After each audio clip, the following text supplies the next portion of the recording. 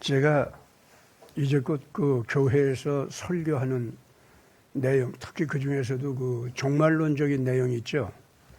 그것에 대해서 설교하는 모습들을 좀 이렇게 많이 살펴봤습니다. 근데 목사님들이 제일 회피하고 이 설교 안 하는 구절이 있어요. 그게 오늘 읽은 이런 말씀들이에요. 아마 교회를 다녔어도 이 내용을 가지고 설교하는 것을, 직접 설교하는 것을 이렇게 듣고 그랬던 기억이 교회 오래 다니신 분들도 별로 없을 겁니다. 또 설교한다 하더라도 이것을 문자 그대로 믿기는 믿어야겠는데 문자 그대로 믿어야 하자니 도무지 이게 이해가 안 되고, 그러니까 이제 상징적으로 풀어서 이제 해석할 수밖에 없다 해가지고 이제 그렇게 얘기하는데 그런 것이 다 이게 설득력이 없습니다. 그런데 지금 어때요? 요새 지금 우리가 겪는 상황을 바라보면서 오늘 읽은 이 본문 말씀을 여러분들이 이렇게 대할 때 그렇게 알 수 없는 이상한 말씀이다 이렇게만 여겨집니까? 벌써 상당한 비율의 사람들이 이거 이대로 이루어지고 있는데 그럴 겁니다. 특히 전쟁을 현대 무기로 시행을 해보고 수행을 해본 모든 장군이나 군인들, 전략가들은요, 이거 우리들의 행동을 그대로 묘사했네. 아마 이런 느낌이 들 겁니다. 오늘 그 본문 말씀 다시 한번 좀 띄워주세요. 지금 보면은 이 계시록 19장은 예수님께서 이 세상에 다시 오신다 하는 그 약속이 실질적으로 예수를 잘 믿는 사람들이나, 그러니까 구원받은 사람들, 이 사람들이나 구원받지 못한 사람들 앞에 다 나타나는, 예수님이 진짜로 다시 재림하시는 거 있죠. 이것이 구원받은 사람들한테 먼저 나타난다고 했습니다. 그래서 그 사람들을 휴거를 하기 위해서 거룩하게 변화시켜주고 모든 갇혀있는 곳, 억울하게 죽은 곳, 또는 그 고문당하던 곳, 또는 쫓기던 곳, 이런 데서부터 예수님께서 건져주셔가지고 그 사람들의 착한 인격과 거룩한 생활과 희생적인 활동, 그런 것을 이 지상에서 그렇게 수고한 것이 헛수고가 아닌 것을 확인시켜주는, 그래서 예수님과 완전히 결합을 하는 새로운 아주 차원 높은 빛의 세계로 이끌어 올리는 일이 먼저 있다. 이것이 휴거라고 하는 거죠. 영어로 랩처라고 하고.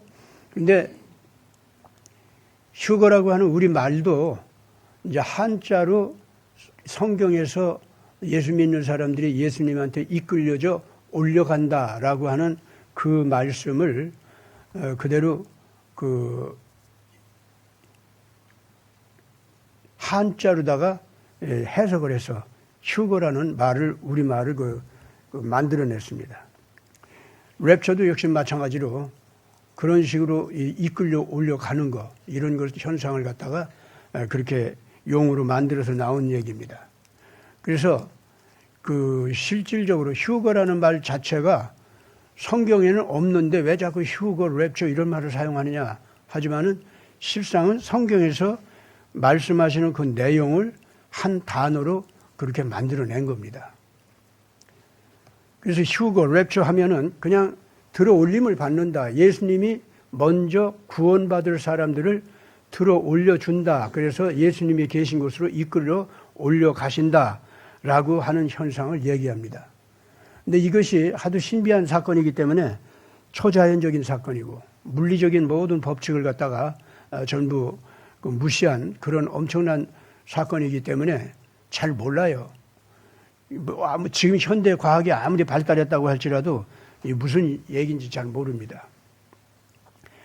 그렇기 때문에 동시에 이 지상에서는 끝까지 하나님께서, 특히 예수님께서 재림해 오시면서 인류 마지막 시대에 구원받을 만한 사람들을 따로 골라가지고 그 사람들을 휴거를 시킨다라고 하는 그 말을 이해할 수 없는 그런 일이기 때문에 이해할 수 없다고 하는 그 조건을 내세워가지고 이건 신화다 또는 종교적인 사기를 치는 거다. 그리고 이 예수 믿는다는 사람들은 속죄양 예수를 믿는다는 사람들은 속죄양 노릇하다가 그냥 지상에서 허망하게 다 패배하니까 그걸 갖다가 이런 랩처라든가 휴거라든가 뭐 이런 걸로다가 마음속에 동화처럼 그림을 그려가지고 자기들이 패배하는 절망적인 그 공포, 그거를 심리적으로 피하게 하는 그런 심리적인 술법에 불과하다. 심지어 이제 그렇게까지 이제 비웃습니다. 그러면서 이 지상에서 아주 악마같이 그동안 트랜스휴머니즘, 뭐 인공지능, 양자 컴퓨터 이런 첨단 과학 기술을 이용해가지고 하나님 없이 또는 속죄양 메시아는 비웃으면서 그러면서 첨단 과학 기술로다가 인간 세계를 낙원으로 만든다. 이제 이렇게 나오는 사람들. 이제 이런 사람들은 이런 기독교적인 종말론을 지금 제가 얘기한 거죠. 그런 식으로 이제 비웃습니다. 그런 비웃음이 지금 상당히 이 지구상에 또 퍼져 있어요. 지금 현재. 그런데 이제 이 사람들이 아주 견디지 못하는 얘기가 있습니다. 우리가 들어올림을 받는다는 것은 물리적인 사건으로 지금도 우리가 이해하려면 잘 이해가 안 가지만은 그러나 그 이전에 먼저 조건이 있다. 아주 중요한 것이 있다. 그게 뭔지 아냐? 사람이 인격으로 거룩하게 변한다는 걸 얘기하는 거다.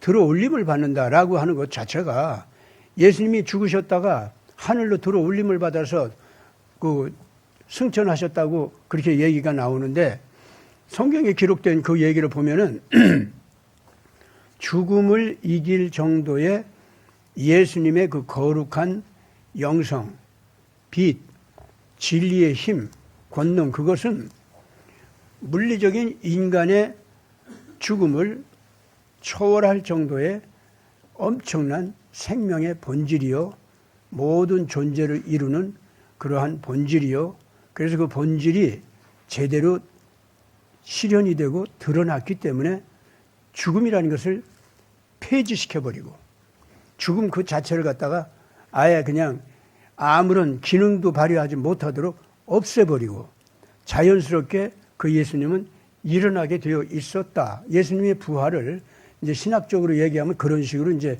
풀이하게 되는 겁니다. 하나님께서 인간을 낳으시고 불러주실 때에 하나님 자신의 아가페 사랑으로 낳아주시고 이름을 붙여 불러주셨다. 이렇게 우리가 얘기하지 않습니까?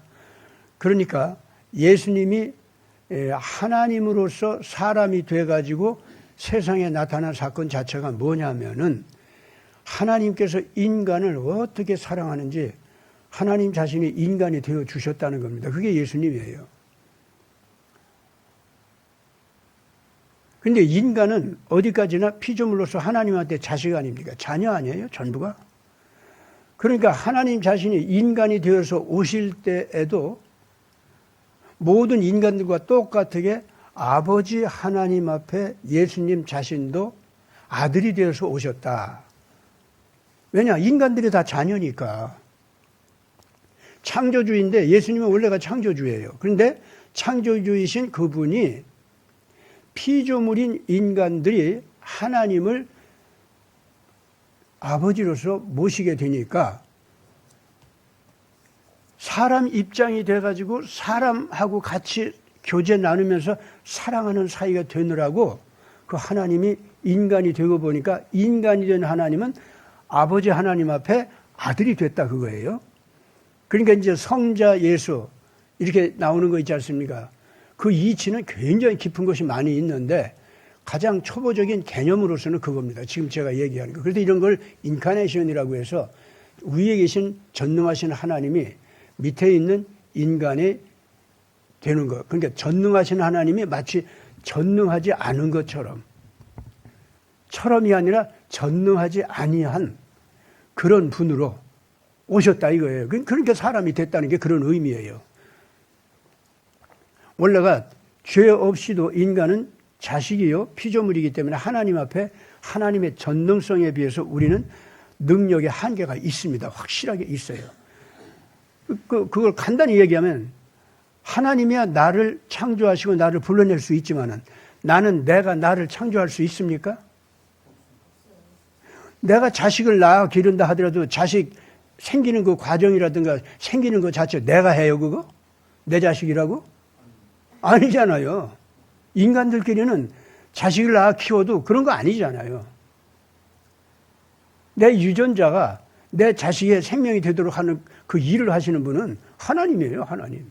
그렇잖아요. 아무도 그러니까 인간들 가운데 자기를 감히 창조주다, 하나님 같은 자다 이렇게 생각하는 일이 없어요. 다만 부모는 자식 앞에서 모든 것을 책임지고 모든 것을 내주는 사랑을 주는 입장이다 보니까 그런 사랑을 주는 입장에서야 하나님 노릇, 대리자 노릇 있잖아요. 그걸 한다는 건 모든 부모가 다 느껴요. 그렇다고 모든 부모가 자기가 하나님이라고 합니까? 자기 자식 앞에서? 그런 사람 어디 있어요? 아무도 없어요. 진짜 아끼고 사랑하다 보면은 정직할 수밖에 없기 때문에 내가 너를 낳아서 키우긴 했지만은 내가 너 창조한 것도 아니고 진짜 네가 내 앞에 내 자식으로 나타나기를 원해서 내가 너를 갖다 이렇게 설계를 하고 너를 이렇게 끄집어내고 내가 그런 거 아니다 이거야. 나는 네가 태어나기를 빌기만 했지 내가 뭐 네가 생겨나기를 빌기만 했지 내가 언제 너를 갖다 만들어내고 그런 적이 있냐? 네 생일 내가 결정하지 못해. 바로 이와 같이요. 부모는 부모 노릇을 해도 자기가 하나님 대리자 노릇을 어떤 한계 내에서는 합니다. 하는데 절대로 하나님 자신은 아니라는 걸 알아요. 그러니까 내가 네 하나님도 그런 소리 하는 부모가 있다면 미친 사람이지. 또 부모 노릇도 절대로 제대로 못합니다. 그거는. 왕도 마찬가지예요. 그렇기 때문에. 한 나라 통치권자가 있지 않습니까? 통치권을 가지고 백성을 이끌어 가는데 어디까지나 하나님을 대리해서 그 집단을 바르게 올바르게 이끌어 가기 위한 통치는 하지만은 제한된 범위 내에서 하는 것뿐이에요. 자기가 감히 하나님이라고 할 수가 없어요. 하나의 집단이 태어나고 그리고 하나의 역사를 이루어서 이끌려져 가는데 그것 자체가 통치권자가 그걸 다 해낸다? 그게 아니죠. 나라를 세우는 데 있어서도 나라를 세우는 공로자가 있기는 있죠. 그러나 실질적으로 그 나라를 설계하고 그 나라가 태어나게 하고 그 나라가 백성이 백성 노릇하게 하고 영토가 영토 노릇하게 하고 모든 생태계가 이제 그 나라의 소유가 돼서 활용할 수 있게 해주고 그 나라 세우는 그 공로자 그 건국자 그 사람이 다 합니까? 그런 거 어디 있어요? 영토는 누가 주고 백성은 누가 주고 그 영토의 백성을 갖다 주관하고 이끌어가는 권리라든가 권력 그거는 자기가 만들어요? 만약에 자기가 만드는 자가 있다고 하면은요, 그 자는 반드시 영웅 노릇할 겁니다. 영웅 노릇하면서 너들 내 거야. 너는 내 종이야. 내가 죽으라 하면 죽고 살라면 살고 넌 그거야. 이러고 달라들 수밖에 없잖아요. 근데 지금 인간 세계 어떻습니까? 그따위 통치권자가 나오면 그거 도둑이라고 하지. 누가 그 정상적인 도둑 통치권자라고 합니까? 안 그러잖아요. 이제는 처음에 인간들이 홍수 이후에 지금 제가 얘기한 이런 원칙으로 서로들 살았지만은 그 뒤에 바벨탑이 생기면서 그런 영웅 메시아가 나타났었죠. 그러나 그 영웅 메시아들이 사실상 다 도둑들이요, 강도요, 옳지 못한 것들이라는 것을 깨달아 알게 되었지 않습니까? 그래서 언어가 달라지고 그래서 다 뿔뿔이 흩어져서 각기 따로따로 그 집단 의식을 가지고선 하나의 집단을 만들어서 국가도 만들고 그런 거 아니겠어요? 그런 때마다 거기에서 통치권자라고 대표자가 나오는데 정상적이고 올바른 통치권자는 언제든지 부모가 자식을 아끼고 사랑하듯이 그 백성을 아끼고 사랑하는데 부모가 마치 부모 노릇은 하지만은, 그래서 자기 희생을 하지만은, 내가 네 하나님이다 그 소리는 안 하잖아요. 그거 하는 부모가 있으면 벌써 그건 악마야. 마찬가지, 통치권자도 마찬가지예요. 진짜 올바른 이 통치 의식을 가지고 백성들을 이 다스리는 사람이 있다면은 하나님 아버지 같이 그 백성들을 아끼고 사랑하면서 내 자식처럼 아끼고 사랑하면서 자기 생명을 그 백성들 하나하나를 위해서 바쳐주는 사랑으로 백성들을 보호하고 나라를 이끌어가는 거예요. 그게 진짜 통치권자예요. 그게 원래 노아 시대부터 바벨탑이 생기기 전까지는 그런 세계가 있었는데 바벨탑 생기고 나서 이 영웅적인 통치권자가 나타나면서 이것들이 하나님 노릇을 하려고 한 거 아니야. 그래서 하나님께서 그걸 파괴시켰습니다. 제일 먼저 뭐부터 파괴시켰습니까? 언어였습니다. 오늘 지금 현재 그 설교 제목이 로고스 패러다임이라는 말을 지금 내놨는데, 아가페 패러다임이라는 말을 우리가 좀 많이 했었죠? 예, 그런데 원래가 이 아가페 패러다임 이전에 그 예비적인 단계로서 로고스 패러다임이 반드시 있는 겁니다. 또 아가페 패러다임도 실현이 되는 과정, 그리고 그 과정을 지나서 실현을 이제 다 아가페 패러다임대로 아가페를 잘 실현을 잘 했어요. 그래가 열매를 거둘 때 있죠. 그때도 다시 로고스 패러다임으로 다시 돌아옵니다.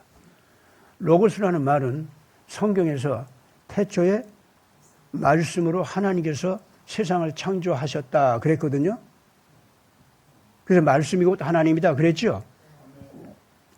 그 말씀이 헬라 말로는 로고스라고 그래요.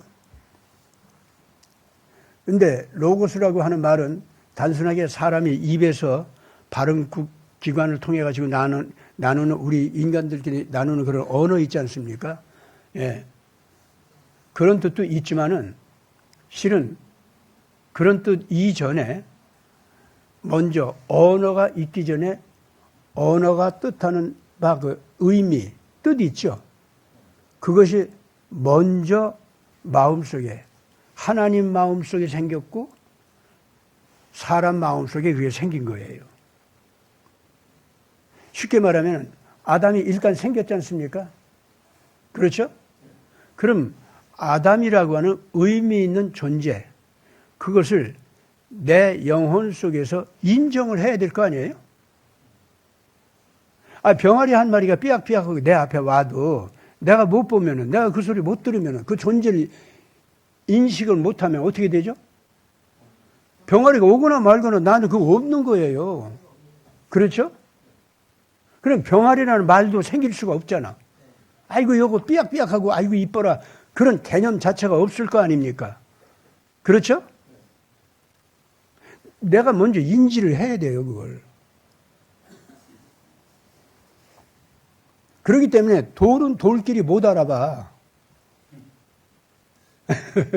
당연하죠? 예.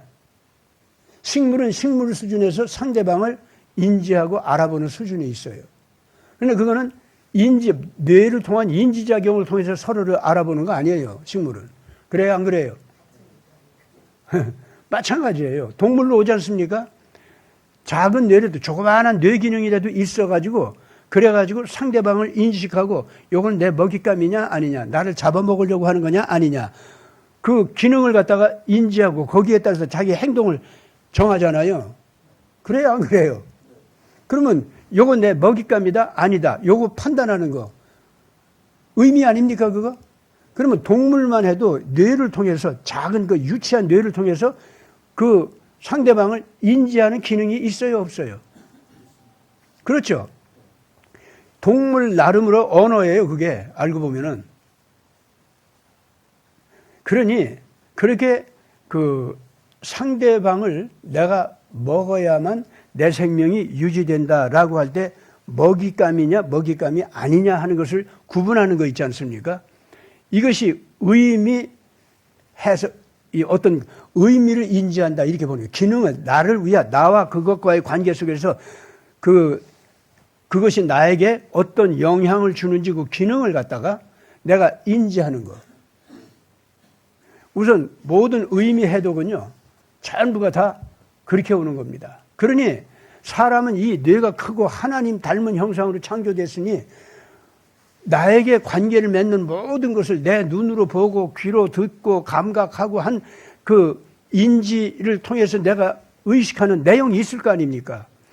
의식하는 내용이 있으면 그것이 내 먹잇감이냐 아니냐, 나를 잡아 먹으려고 하는 거냐 아니냐, 아니면 나를 아끼고 사랑하는 상대냐 아니냐, 뭐 이런 거 있잖아요.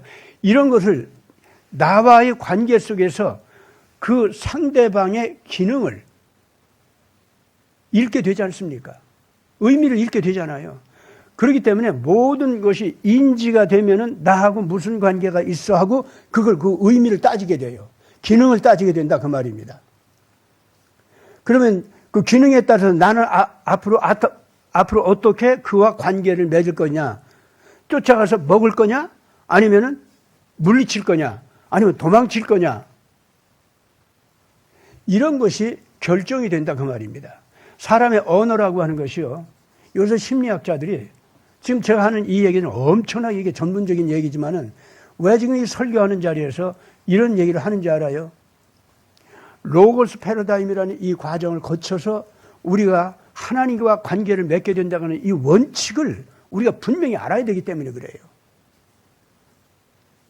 말씀으로 세계를 창조하셨다 이 말 갖다 신화로 돌리는 그 학자들 있잖아요. 얼마나 유치한 인간들이야. 그러니까 그렇잖아요.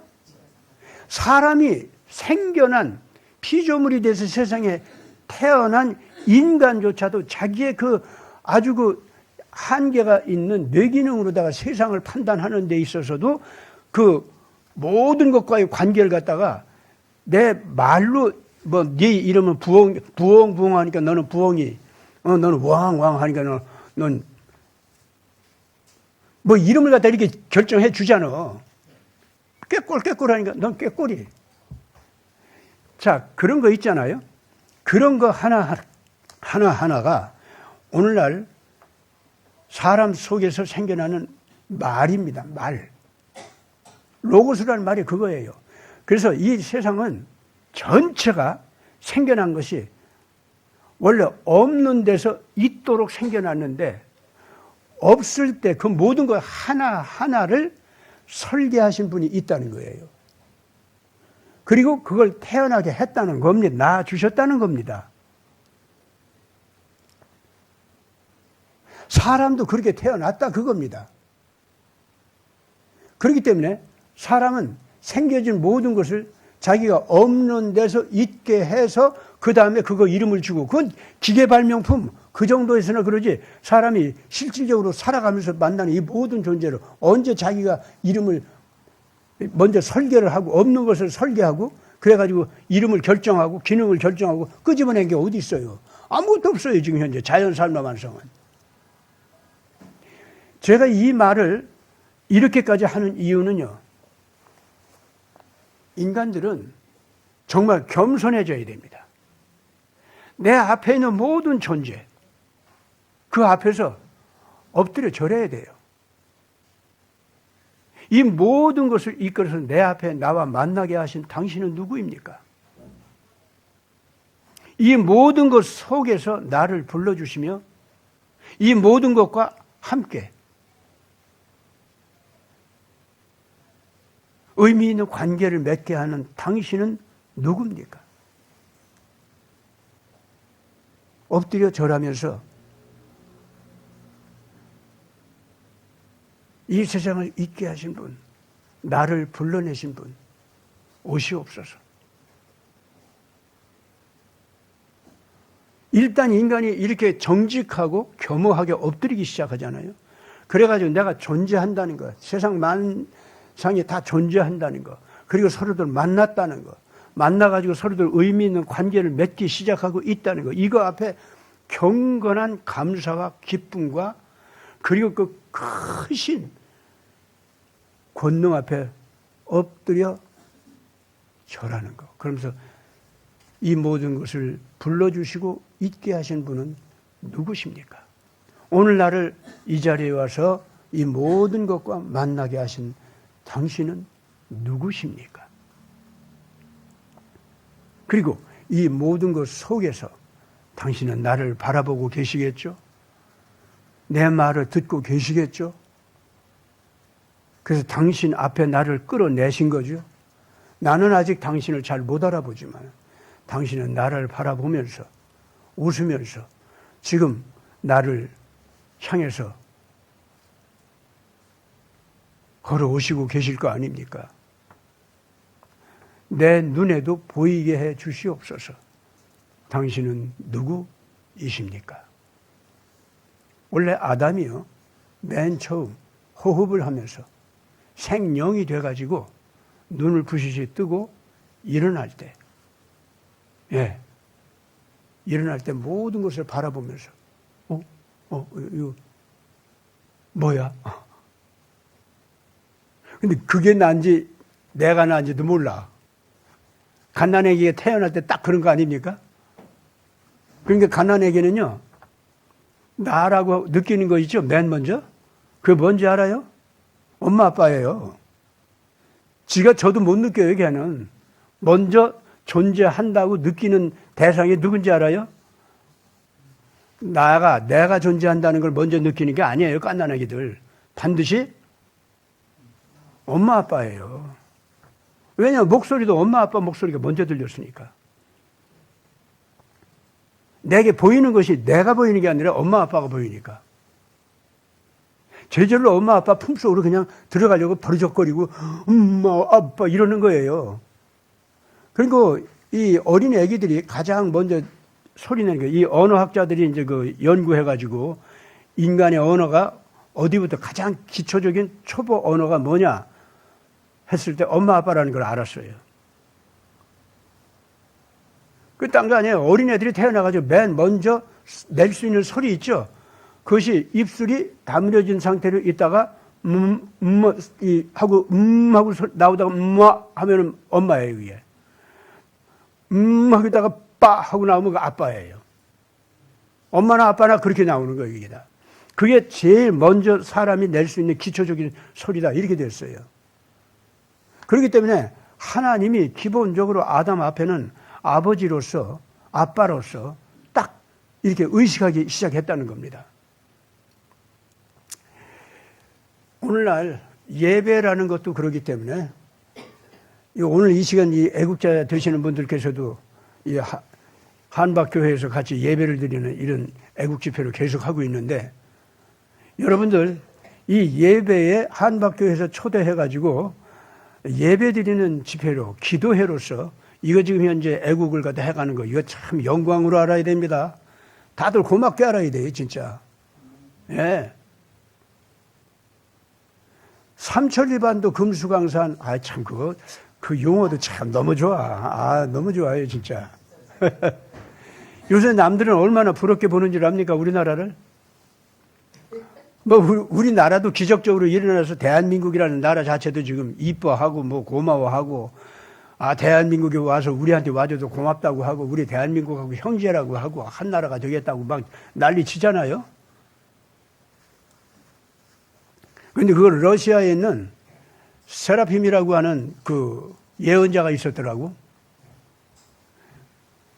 이 사람은 상당히 오래전부터 그 얘기를 했었더라고요. 루마니아에도, 우크라이나에도 그런 예언자들이 굉장히 많아요. 러시아 정교, 거기는 이제 1000년이 됐지 않습니까? 기독교가 1000년이 된 역사거든. 그렇기 때문에 성자도 많고 아주 신비한 예언자들도 많아요. 즉 인격 자체가 그 도스토옙스키 작품 가라마조프가의 형제들이라는 작품 보면은 조시마라는 그 장로가 나와요. 장로지만은 그게 러시아 정교회에서 이제 붙이는 이름이고, 실질적으로 이제 큰 목사다, 위대한 목사다, 그런 뜻이에요. 근데 그 조시마라고 하는 사람은 그때 당대에 아주 유명한 성자가 있었다고 합니다.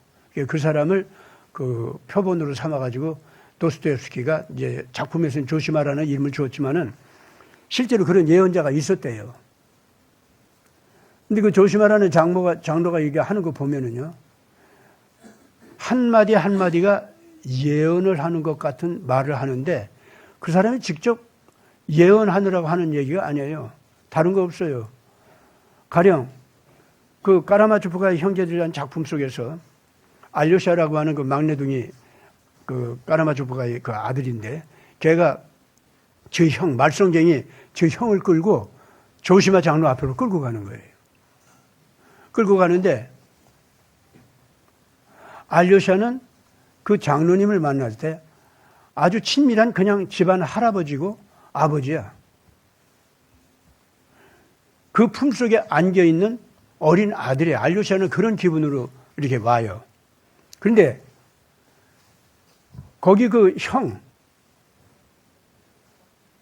얘는 조시마 장로 그 말썽쟁이인데 조시마 장로 앞으로 오는데 그 장로 앞에서 벌써 덜덜 떨기 시작해요. 바깥에서는 그런 사람 아니거든. 힘도 세고 그냥 그 폭력도 얼마나 잘 쓰는지 몰라요. 그런데 이 마음이 순진해가지고 어떤 때는 착한 사람 앞에서는 그냥 어린아이 같이 순해지고 그 폭력을 쓰고 거짓말 잘 치고 이런 사람들 앞에서는 분통이 팡 터져가지고 마구잡이로 그냥 두들겨 패고 죽이려고까지 달라들고 이제 이런 식의 성격을 가지고 있는 사람이에요. 그렇기 때문에 자기가 모자라기 때문에 성격이 급해서 일으키는 말썽이 얼마나 많은지 가는 곳마다 말썽 일으키고 가는 곳마다 손해보고 가는 곳마다 손해보니까 화가 나고 화가 나니까 그냥 두들겨 부수고 이런 식의 사람이야. 이런 식의 사람인데 조시마 장로 앞에 올 때 이 사람이요. 언제 뭐 그 할아버지 같은 사람 본 적도 없거든요. 조시마 장로는 늘 그 밥을 안 먹으면서 기도하는 거 거의 열심히 그거 하거든. 맨 생활이 금식이야. 그러니까 삐쩍 말랐을 거 아닙니까? 키도 뭐 그렇게 큰 사람도 아니고. 그런데 키는 우람하고 몸집도 우람하고 사실 생기기도 잘생겼는데 그 말썽이 많은 사람이야. 생각해보면요. 영웅주의적인 지배력을 행사하는 사람으로서는 딱 맞는 사람이에요. 이 알료샤의 형이. 그런데 그렇게 우람하고 잘생겼고 괄괄한 사람인데 조시마 장로 그 쪼그라든 것 같은 모습 있잖아요. 그 앞에 딱 섰는데 벌써 두려움을 느껴요.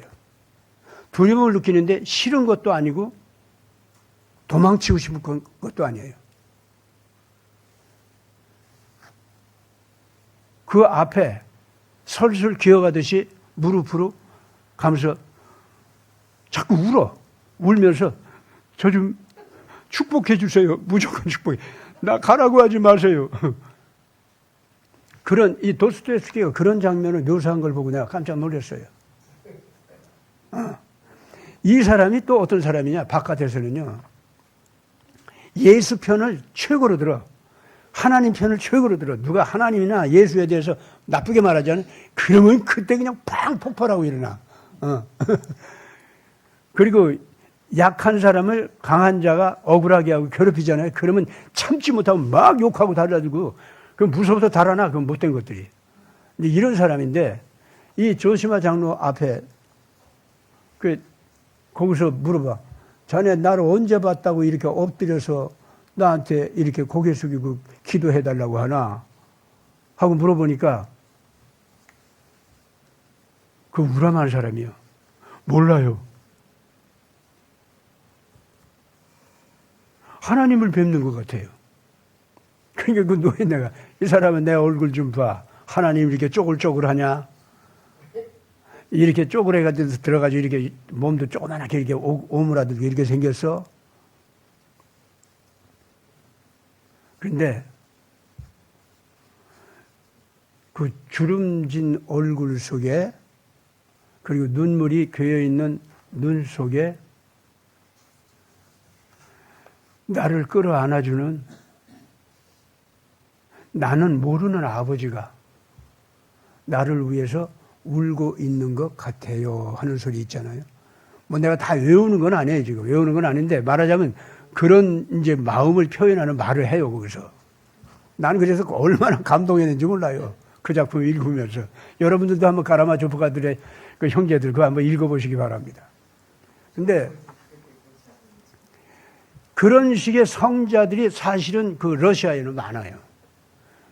루마니아, 그리고 지금 그 우크라이나 있죠. 여기에도 그런 사람들이 그렇게 많아요. 그 우크라이나에서 젤렌스키가 지금 현재 그런 교회와 크리스찬들과 성자들을 미워하면서 다 지금 잡아들이고 아니면 쫓아내고 지금 그러고 있어요. 심지어 죽이고 있고. 예. 그렇기 때문에 이 우크라이나는 그래서 지금 징벌을 받아요. 그러나 러시아도 지금 현재 잘못을 하고 있는 거예요. 지금 지난 몇 년 동안 전쟁을 하는데 자기들 말로 1대 10 내지는 1대 8의 차이로다가 우크라이나 사람들을 자기들이 많이 죽였다. 자기 군인들은 그렇게 조금 죽었다. 이런 말을 해요. 그러면서 이제 러시아 군인들도 5만 명 내지 8만 명 죽은 걸 인정을 해요. 그러면은 10배쯤 우크라이나 사람들이 죽었다면 어떻게 될까? 그렇죠? 그런데 사실은 아니거든. 러시아 군인들이 훨씬 더 많이 죽었어요, 지금. 엄청나게 많이 죽었습니다. 그게 지금 러시아에서 난리예요, 지금 현재. 그것 때문에. 그래가지고 할 수 없이 그걸 인정하기 시작했어요. 그 거짓말이 통하지 않기 때문에. 그 푸틴이 굉장히 신용을 잃기 시작했다 그런 얘기죠. 그래가지고 군인들 가운데에서 지금 푸틴을 맹렬하게 비판하는 사람들이 나오고 있습니다. 이 전쟁이 우리가 우크라이나 쪽을 많은 사람을 죽이고 땅을 좀 어느 정도 정복은 했지만은 이제 와서는 우리가 패배한 전쟁이다. 이러고 있어요. 그래서 푸틴은 물러가야 된다. 이 소리 한다니까 지금. 왜 이렇게 되느냐면은 이 러시아 내부에는 1000년 동안의 기독교 있지 않습니까? 이 영향으로 정말로 하나님을 마음속에서부터 깊이 있게 믿는 전통이 있어요. 70년 동안 그 공산주의 노릇을 하면서 악마 같은 짓을 하기는 했는데 그 악마 같은 짓이 한꺼번에 그냥 와장창 무너져 버렸잖아요. 자기 부패로다가. 그러면서 다시 지금 러시아 종교가 다시 이제 떠올랐단 말이야. 또 푸틴도 러시아 종교회와 더불어서 나는 크리스찬이다. 우리 러시아는 기독교를 나가야 된다. 서부 유럽은 기독교를 버렸기 때문에 부패하고 더러운 나라가 됐다. 소돔과 같이 됐다. 그리고 남자 여자 관계가 더러고 추잡하게 변했다. 여기까지 갔고 더 나가서 그런 성적인 타락을 하다 보니까 사람이 사람을 잡아먹는 데까지 가고 말았다. 우리 러시아는 사람이 사람을 먹는 자들을 인간으로 여기지 않는다. 그건 다 없애버려라. 그래가지고 사실은 이 우크라이나 전쟁이 벌어진 거예요. 실질적으로 이 유럽 쪽에서 사람을 먹는 그 유럽의 정치가들, 금융왕들, 귀족들 이것들이 트럼프한테 몰려가지고 쫓겼죠. 쫓겼잖아요. 쫓겨가지고 도망 나오기로 어디로 도망 나왔어? 우크라이나와 러시아로 도망온 거예요. 여기에서는 자기네들을 받아준다고 생각한 거예요. 왜냐? 돈다발 가져가니까. 첨단 기술 가지고 가니까. 잘 살도록 모든 세계 시장과 모든 세계 그 국가들한테 다 상품이 통할 수 있도록 길을 내주니까 자기들이. 자기들 거 아니에요, 다. 그래서 러시아와 우크라이나는 받아준다. 이렇게 본 거예요.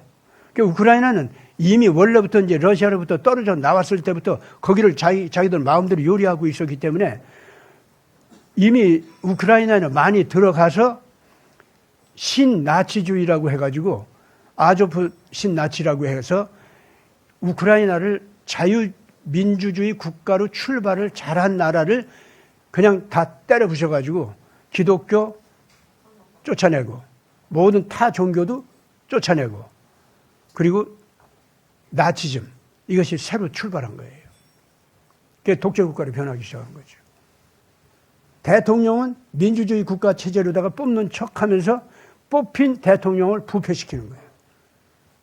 그랬다가 이제 우크라이나 쪽에다가 중공과 러시아가 우리 딥스테이트한테 절대 복종하지 않으면 안 되니까 우크라이나를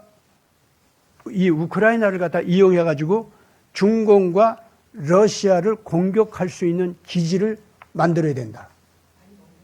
이래가지고 거기에다가 엄청난 과학기지를, 연구소 내지는 기지를 만들었던 겁니다.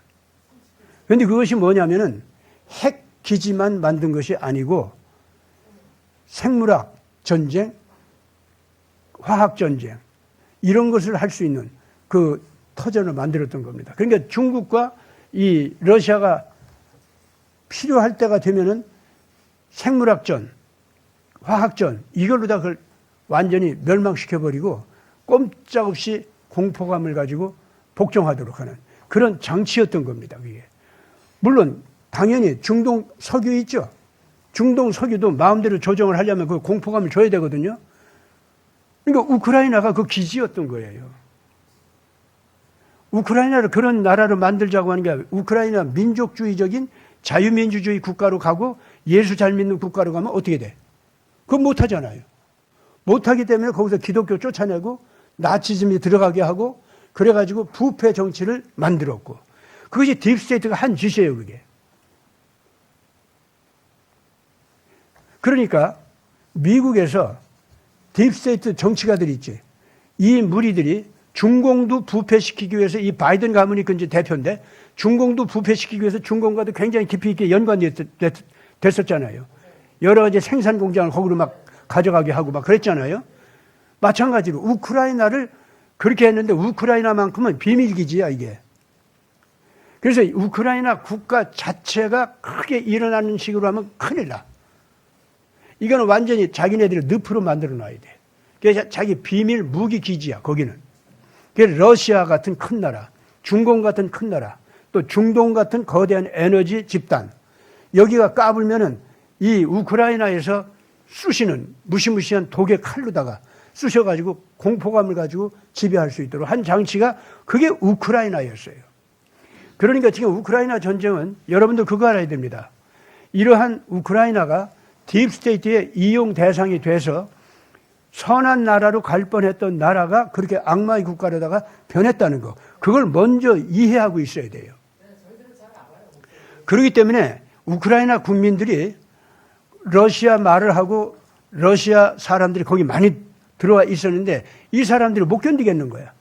그래서 자기네들은 친러시아 정책을 쓰라고 막 요구하고 그렇게 부패에 대해서 저항을 하고 우리 러시아인들이 많이 사는 이 지방은 우크라이나가 아니고 러시아에 속하겠다. 이런 운동을 벌이고 그랬던 겁니다.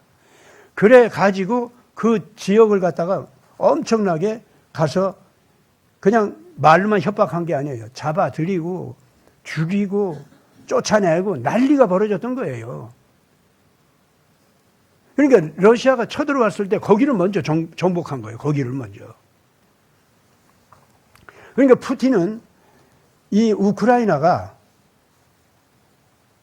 그런 식으로 이용되는 곳으로서 악하게 자기네들을 자기 심장 옆에 있잖아요. 바로 모스크바도 얼마나 가까워요. 거기서.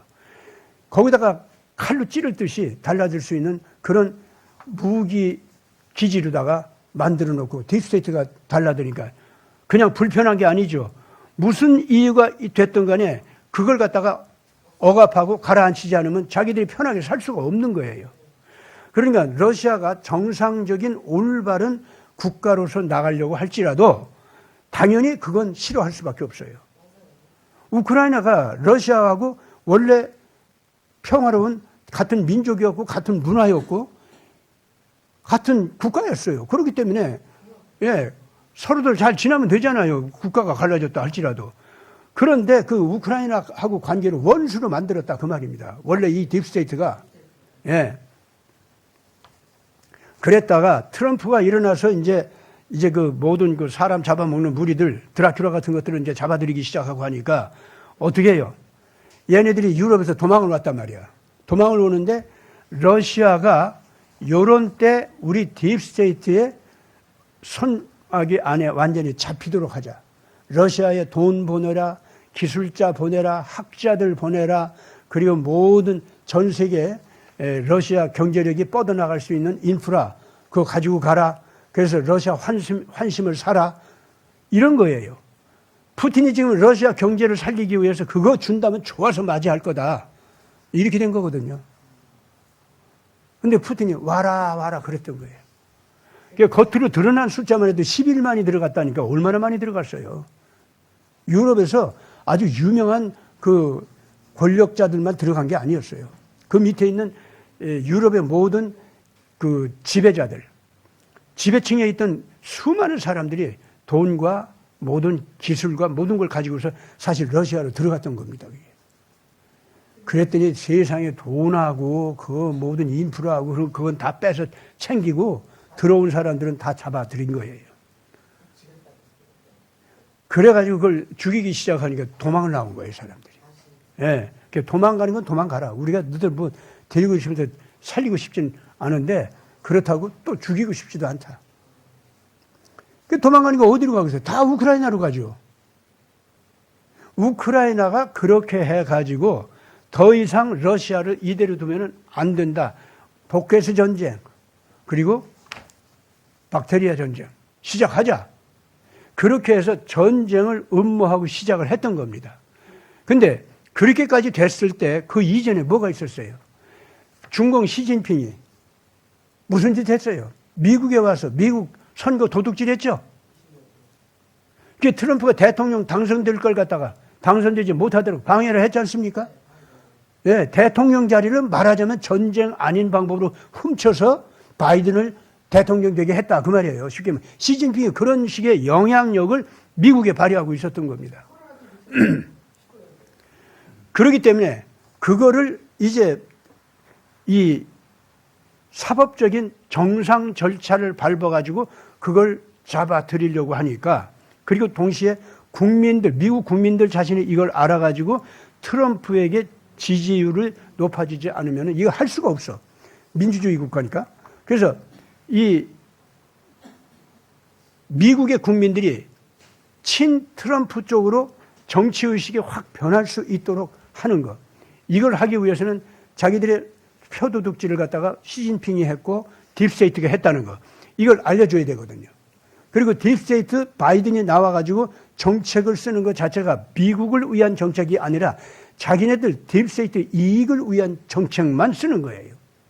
이거를 백성들한테 보여줘야만, 그래야만 이 트럼프가 이기기 때문에, 사실 백악관에서 나온 다음에 트럼프는 그쪽으로 갔지 않습니까? 이렇게 해가지고 바이든이 눌리기 시작하고 시진핑의 죄가 드러나기 시작하고, 트럼프가 백악관에 안 들어갔는데도 불구하고 오히려 트럼프는 더 엄청난 이 정치력을 획득하고 국민들 지지를 받고 세계, 특히 유럽에 있는 모든 일반 국민들이 대지지를 받으면서 유럽까지도 반 딥스, 친 트럼프, 이 분위기를 확 바뀌어졌단 말이에요. 생각을 해봐요.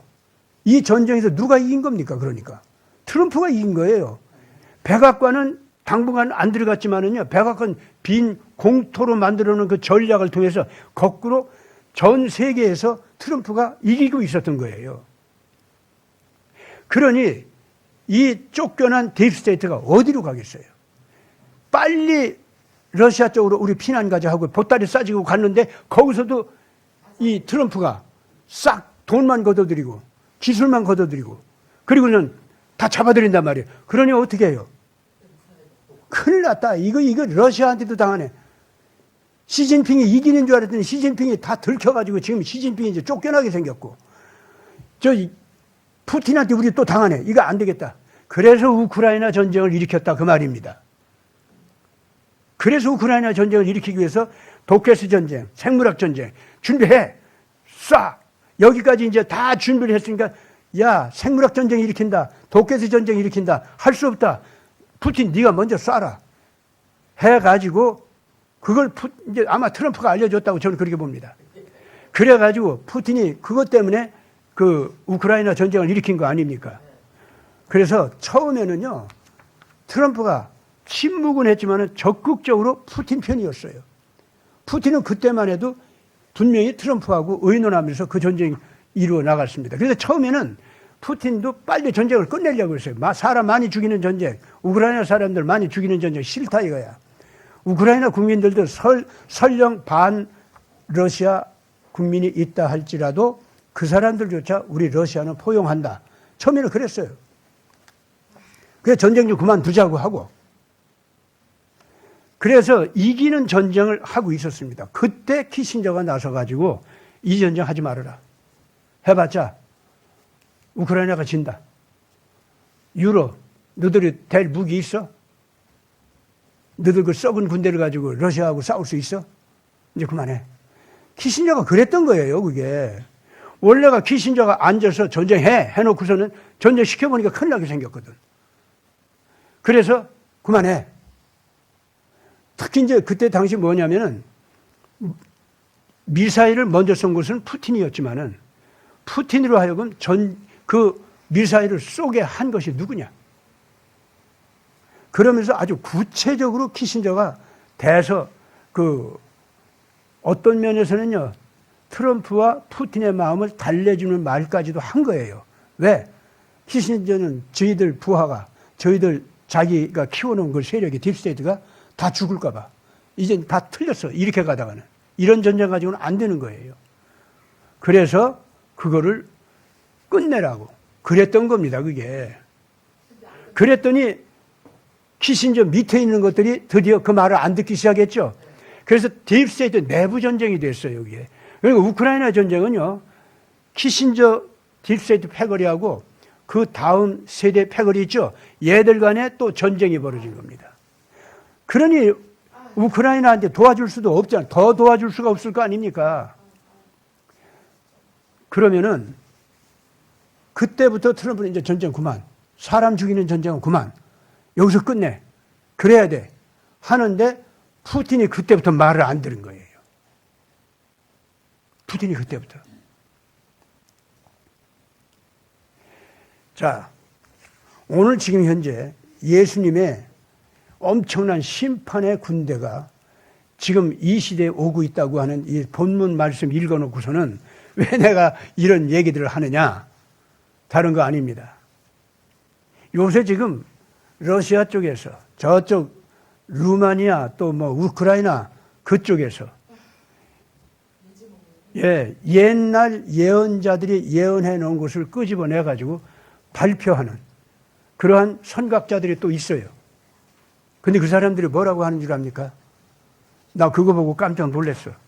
오늘 그거 여러분들한테 알려주고 과연 예수님은 오시고 있다. 근데 이번에 오시는 분은 아가페 패러다임이 아니라 로고스 패러다임으로 오신다. 그 결론 때문에 그래요. 로고스 패러다임이 뭔지 압니까? 예, 하나님의 법 집행. 아시겠어요? 아가페 사랑을 베푸는데 하나님의 법이 원래 로고스를 베푸는 것이 하나님의 원칙이다 하고 로고스 패러다임으로 먼저 이 아가페 이 패러다임이 먼저 오기 전에 하나님의 원칙, 법으로서 아가페 패러다임을 가르쳐줘요. 이게 복음입니다. 사람들을 구원하는 진리. 흰옷을 입고 가서 사람들한테 메시아가 오신다. 메시아는 너희들을 살려준다. 그래서 피를 흘려주셨다. 이거 가르치는 거 있죠. 로고스 패러다임이 그렇게 역사를 합니다. 그런데 그렇게 해가지고 이제 아가페 사랑이 들어와서 예수님의 가르침을 성경도 번역이 되고 진짜 교회가 들어오고 그래서 막 실천하고 막 그럴 거 아닙니까? 그랬는데 그거를 받아들이면 좋은데 못된 것들이 안 받아들이죠. 그러면 하나님의 자녀들과 그러니까 구원받은 자녀들과 끝까지 고집을 하고 안 받는 자들을 갈라 세웁니다. 빛과 어둠 그리고 알곡과 쭉정이를 갈라 세워요. 그 다음에 로고스 패러다임이 또 나와요. 그때 이 갈라 세우잖아요. 그러면 빛의 자녀들은 랩처 휴거를 하고 예수님과 결합하고 그래서 교회와 또는 국가와 구원받은 국가와 예수가 결합을 해서 결혼하는 것 같이 된다 그 말입니다. 예. 그래가지고 권능 있는 심판 집단으로 다시 세상에 나타난다는 거예요. 그러니까 예수 믿는 사람들은요. 죽은 사람들도 부활하게 되고 죽지 않은 사람은 부활한 것 같은 권위와 권세를 가지고 이 지상에서 다시 승리하는 자로 나타난다. 그런 뜻이에요. 아시겠습니까? 그게 휴거예요. 그래서 이걸 갈라지죠? 갈라지는데 남은 자들 있죠. 이들에게 드디어 하나님께서 너희들은 구원받을 대상이 아니야 하고 법칙적으로 재판을 해요. 왜 구원받을 대상이 아닌가 하고서는 그 죄를 다 드러내면서 특히 죄가 있는 대로 다 드러내는데 사람들을 괴롭힌 죄가 다 드러나는데 그 가운데서 하나님의 이름을 모독하고 메시아 이름을 모욕하고 미워하면서 반역을 저질렀던 거 있죠. 그것까지 숨어서 저지른 거 노골적으로 저지른 거 다 드러나요. 그 재판 아닙니까? 그러므로 이 법에 의해서 너희들은 영원히 무저갱에 빠져라. 이게 심판이다 그 말입니다. 아마게돈 전쟁이 바로 그런 거고. 그러니까 빛과 어둠이 먼저 갈라지고 빛에 속한 자녀들은 권능과 권세를 가지고 다시 일어나서 이 지상에서 악한 자들의 그 악을 드러내는 검사 역할, 증언자 역할, 그랬다가 나중에 이제 언도를 낼 때는 언도를 내리는 판사, 재판관이신 예수님 있죠? 그 자리에 같이 앉혀줘, 예수님이. 그게 휴거했을 때의 얘기예요, 그게. 지금은 아직 휴거를 안 했지 않습니까? 안 했으니까 지금은 어떤 역할? 그 악한 자들의 악을 드러내는 역할이에요. 그러니까 검사 역할, 증언자 역할, 그거예요. 현재는. 갈라지기 시작하면은. 그래서 지금 현재는요, 빛과 어둠이 갈라지기 시작, 미국도 그렇잖아요. 딥스테이트 편하고, 트럼프 편하고 갈라지고 있잖아요. 한국도 그렇죠. 이 딥스테이트 아바타 세력들 있지? 이것들이 지금 다 드러나고 있죠. 쟤네들 대통령 자리까지 올라가서 말썽 일으키는 건요, 걔들이 죄가 얼마나 큰지 그거 지금 다 드러내는 거예요. 요새 한국 우리 애국자들 대단하더구만 야 대단해요 진짜. 그만하면 이제 다 이겼구나 하는 빛의 자녀들이 뭔지 다 드러냈고 이 빛의 자녀들이 이 선이 어떻게 그어지는지 그것도 다 드러나고 있어요. 예. 그러니까 괜히 친중 친북 해가면서 뭐라고 그래? 이상하게 개딸들? 김어준이 이런 것들. 예? 글쎄, 저들 마음대로 하든지 말든지. 하다 보니까 개딸이 됐어. 근데 그런 것이요. 이 갈라지는 과정은 검사의 논고가 진행 중이고 거기에 따른 증언자들의 증언이 진행 중입니다. 그 누가 하겠어요? 하나님 자녀들이 다 해야죠. 그렇지 않아요? 하나님 재판정에서. 그래서 지금 현재 한국도 하나님의 재판정입니다. 한국과 비교가 되는 북한, 한국과 비교가 되는 중공, 한국과 비교가 되는 일본. 이 한국이 자꾸 빛나면서 그 비교가 되죠? 예, 한국이 빛난다니까 문재명 너들이 빛나게 했다는 거 아니야. 그런 얘기가 아니라 이거야. 오로지 하나님의 자녀들이 따르서 너들의 죄를 지적하는 정의의 자녀들이 이 대한민국을 빛나게 하는 거고, 그래서 거기에 비교가 되는 일본, 비교가 되는 중공, 비교가 되는 북한이 있죠. 이것이 어떻게 되느냐면은 지금 그 국가 레벨에서 그들이 붕괴되지 않으면 안 되는 거. 붕괴까지는 안 되더라도 겨우 살아남아서 한국한테 의지해야 되는 거. 너희들이 한국을 못 잡아먹어가지고 거짓말도 하고 못된 짓 많이 했는데 거꾸로 한국의 너그러운 보살핌을 받아서 살아남을 수 있도록 하는 삶의 구조로 바뀌어간다 이 뜻이에요. 지금 현재 실제로 그런 역사가 벌어지고 있습니까? 아닙니까? 몽골, 우즈베키스탄, 카자흐스탄, 투르메니스탄 거기 다 지금 현재 한국 쪽으로 옵니까? 안 옵니까?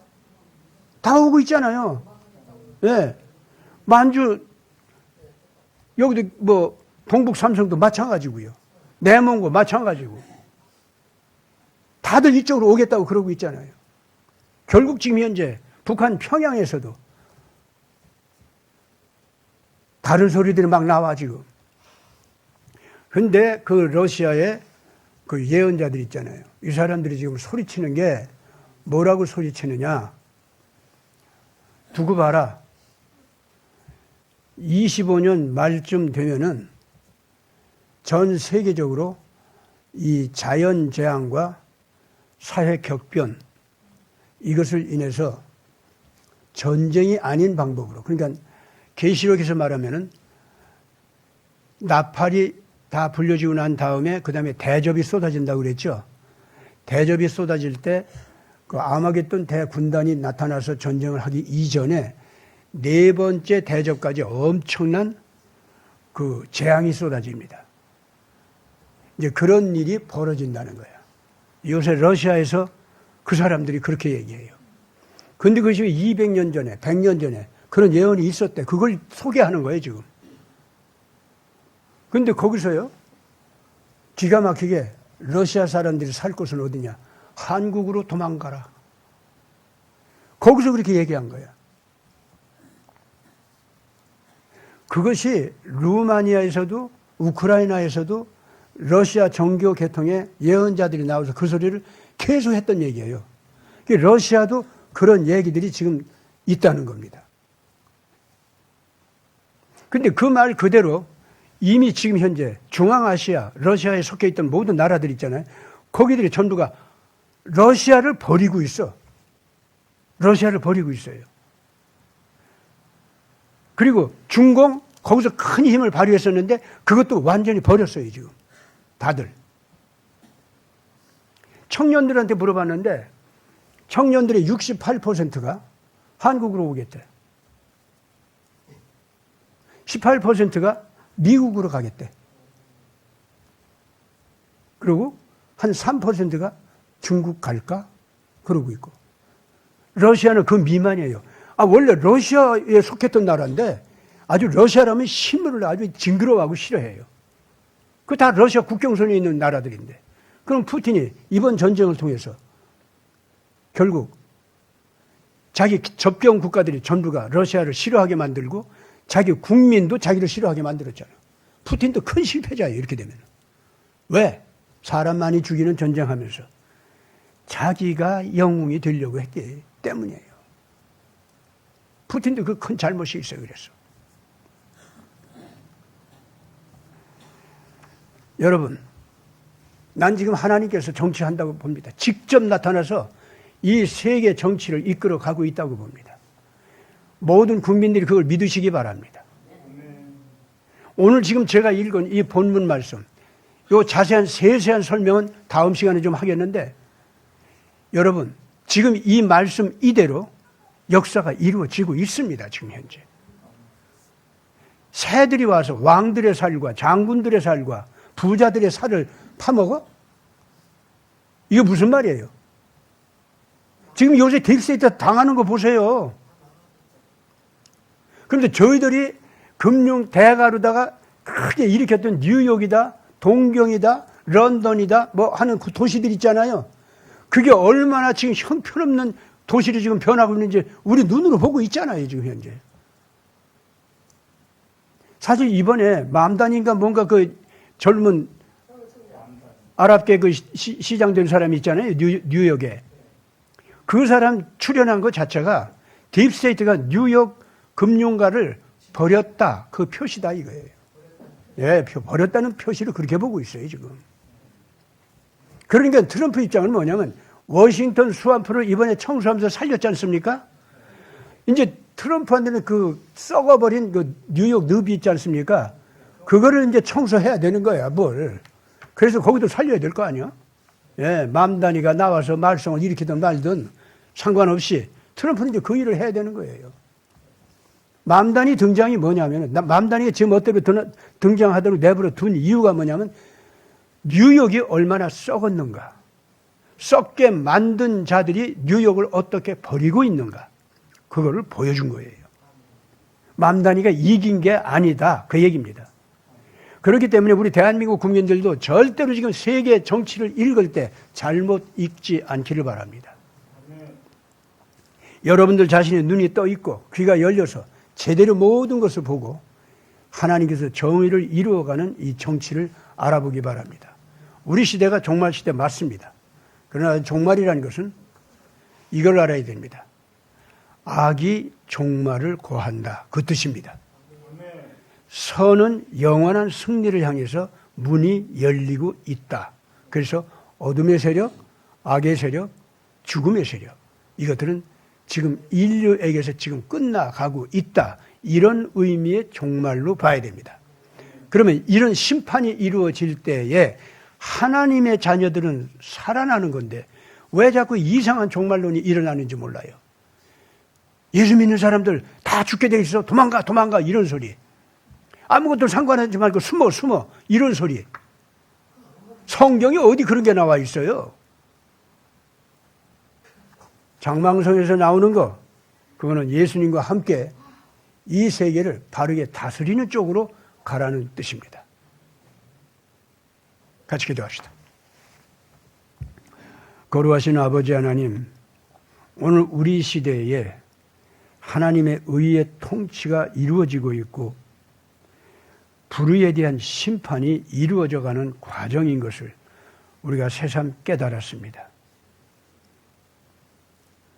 빛이 이기는 것을 우리가 제대로 알아보게 하여 주옵소서. 예수께서 직접 통치하시면서 의로운 일꾼들이 이기게 만들고 있다는 믿음을 갖게 하여 주옵소서. 대한민국 태극기 애국 국민들이 예수 그리스도의 이 거룩한 의의 통치를 알아보고 자신들이 함께 이기고 있음을 믿게 하여 주시옵소서. 아무리 지금 대통령 자리에 이상한 사람들이 들어앉아서 이상한 짓을 자꾸 하려고 한다 할지라도 첫째는 두려워하지 말고 둘째는 저것들이 이길까 봐 겁내지 말고 셋째는 의의 승리를 믿지 못하고 쪼그라드는 이런 일들을 조심하게 하여 주시옵소서. 자신이 서 있는 이 자리가 예수님의 자리요. 자신이 서 있는 이 자리가 세상을 밝고 아름답게 빛나게 하는 자리라는 것을 믿게 하여 주시옵소서. 우리 구주 예수 그리스도 이름으로 간절히 기도드리옵나이다. 아멘.